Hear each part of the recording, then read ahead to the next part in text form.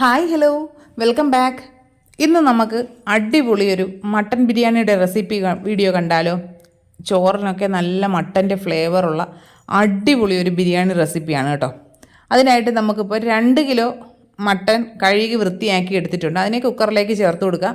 കുറച്ച് മഞ്ഞൾപ്പൊടി, കുറച്ച് ഉപ്പും ചേർത്ത് ഒരു 1/4 ഗ്ലാസ് വെള്ളവും കൂടി ചേർത്തിട്ട് അടച്ച് വെച്ച് ഒരു 2 വിസിൽ വരുന്നത് വരെ വേവിച്ചെടുക്കാവുന്നതാണ്.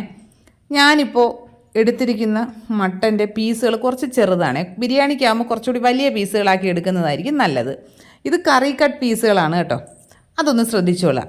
ഇനി നമുക്ക് ബിരിയാണിയിലേക്ക് ചേർക്കാനായിട്ട് കുറച്ച് നട്ട്സും റൈസിൻസും സവോളയൊക്കെ ഒന്ന് ഫ്രൈ ചെയ്തെടുക്കാവുന്നതാണ്. ആദ്യം നമുക്ക് റൈസിൻസും നട്ട്സും ഒന്ന് ഫ്രൈ ചെയ്ത് മാറ്റിയതിന് ശേഷം ഒരു 4 സവോള, മീഡിയം സൈസ് 4 സവോള നീളത്തിലരിഞ്ഞതിനെ ചേർത്ത് കൊടുക്കുക. നമുക്കിതിലേക്ക് മൊത്തം വേണ്ടത് 10 സവോളയാണ് വേണ്ടത്.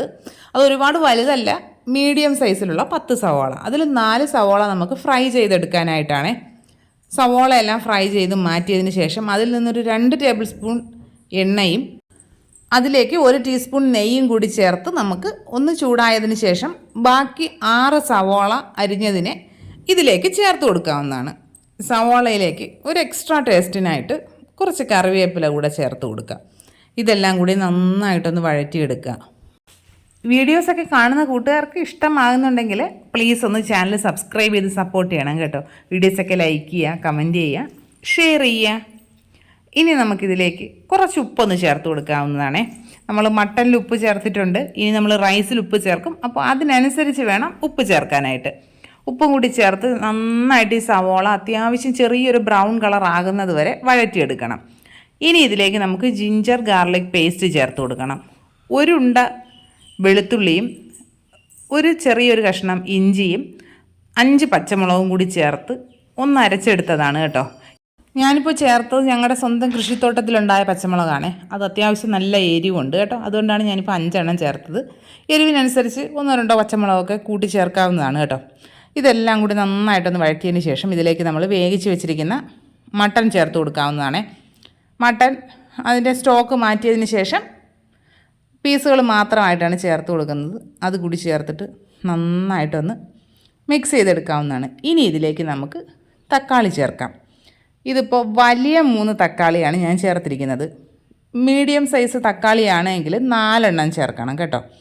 ഇതിപ്പോൾ നല്ല വലിയ 3 തക്കാളി ചെറിയ പീസുകളായിട്ട് അരിഞ്ഞ് ചേർത്തിട്ടുണ്ട്. അതുകൂടി ചേർത്ത് നന്നായിട്ട് മിക്സ് ചെയ്തെടുക്കുക. തക്കാളിയെല്ലാം നന്നായിട്ടൊന്ന് സോഫ്റ്റായി വരുമ്പോൾ നമുക്ക് ഇതിലേക്ക് കുറച്ച് തൈര് ചേർത്ത് കൊടുക്കാവുന്നതാണ്. ഞാനിപ്പോൾ നല്ല പുളിയുള്ള തൈരാണ് ഒരു 1/2 കപ്പ് ചേർക്കുന്നത്. പുളിയില്ലാത്ത നമ്മൾ പാക്കറ്റിൽ വാങ്ങുന്ന തൈരാണ് എന്നുണ്ടെങ്കിൽ ഒരു 3/4 കപ്പൊക്കെ ചേർക്കാവുന്നതാണ്.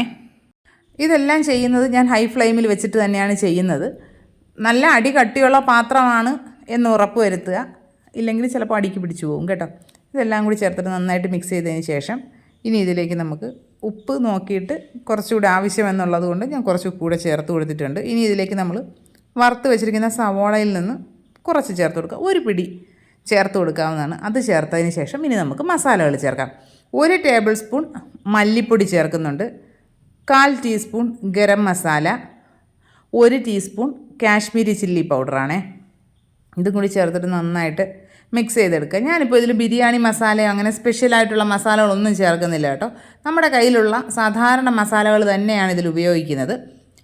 മസാലകളെല്ലാം നന്നായിട്ട് മിക്സ് ചെയ്തതിന് ശേഷം ഇതിലേക്ക് നമുക്ക് മല്ലിയിലയും പുതിനയിലയും ചേർത്ത് കൊടുക്കാം. പുതിനയില 1-2 ഇല മാത്രം മതി കേട്ടോ. മല്ലിയില നല്ല 1 പിടി മല്ലിയില ചേർത്ത് കൊടുക്കുന്നുണ്ട്. അതും കൂടി ചേർത്തതിന് ശേഷം നന്നായിട്ട് മിക്സ് ചെയ്ത് കൊടുക്കാം. ഇനി നമുക്കിതിനെ ഫ്ലെയിം ഓഫ് ചെയ്ത് മാറ്റി വയ്ക്കാവുന്നതാണ്. ഇനി നമുക്ക് നെയ്ച്ചോറ് വെക്കാൻ തുടങ്ങാം. പാത്രത്തിലേക്ക് 1 ടേബിൾ സ്പൂൺ നെയ്യ് ഒഴിച്ച് കൊടുത്തിട്ടുണ്ട്. അതിലേക്ക് പട്ട, ഗ്രാമ്പു, ഏലക്കായ, തക്കോലം, പെരിഞ്ജീരകം, 5-6 മണി കുരുമുളക് ഇത്രയും കൂടി ചേർത്ത് ഒന്ന് റോസ്റ്റ് ചെയ്തതിന് ശേഷം അതിലേക്ക് 4-5 സ്ലൈസ് സവോള അരിഞ്ഞത് ചേർത്ത് കൊടുത്ത് ഒന്ന് വഴറ്റുക. കുറച്ച് ഇഞ്ചി വെളുത്തുള്ളി പേസ്റ്റ് ഒരു 1/2 ടീസ്പൂണൊക്കെ മതിയാകും കേട്ടോ. അതും കൂടി ചേർത്ത് നന്നായിട്ട് റോസ്റ്റ് ചെയ്തതിന് ശേഷം ഇതിലേക്ക് നമുക്ക് വെള്ളം ഒഴിച്ചു കൊടുക്കാം. 3 കപ്പ് അരിയാണ് കുതിർത്ത് വെച്ചിരിക്കുന്നത്, അപ്പോൾ അതിന് 6 കപ്പ് വെള്ളം ചേർക്കണം കേട്ടോ.